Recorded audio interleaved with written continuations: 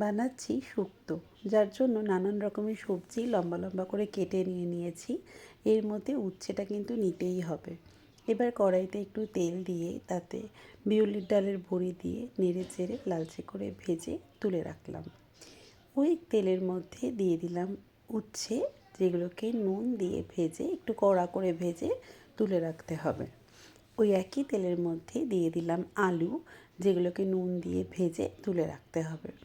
এবার কড়াইতে একটু তেল দিয়ে তাতে রাঁধুনি ফোড়ন দিলাম এবং তার মধ্যে সবজিগুলো দিয়ে দিলাম গাজর, বেগুন, কুমড়ো, পেঁপে। এর মধ্যে আপনারা চাইলে সজনে ডাঁটা, কাঁচকলা এগুলোও দিতে পারেন। আমার কাছে ছিল না তাই দিলাম না। নুন দিয়ে সবজিগুলোকে একটু সাঁতলিয়ে নিলাম আমি। এবার 1 চামচ সর্ষে, 1 চামচ পোস্ত নিয়ে নিলাম। নিয়ে সেটাকে ভালো করে মিহি করে পেস্ট করে নিলাম।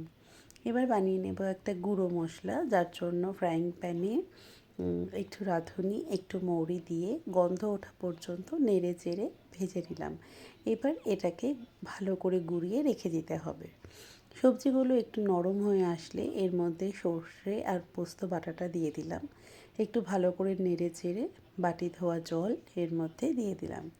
দিয়েও 2-3 মিনিট একটু ভালো করে নেড়ে চেড়ে এর মধ্যে 1/4 কাপ পরিমাণ দুধ দিয়ে দিলাম।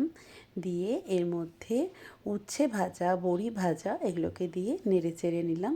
2-4 মিনিট রান্না করলে ওপর দিয়ে 1 চামচ গুঁড়ো মশলা এবং ঘি দিয়ে আর অল্প একটু চিনি দিয়ে নেড়ে চেড়ে নামিয়ে নিলেই রেডি শুক্তো, যা ভাত দিয়ে খেতে অসাধারণ লাগে।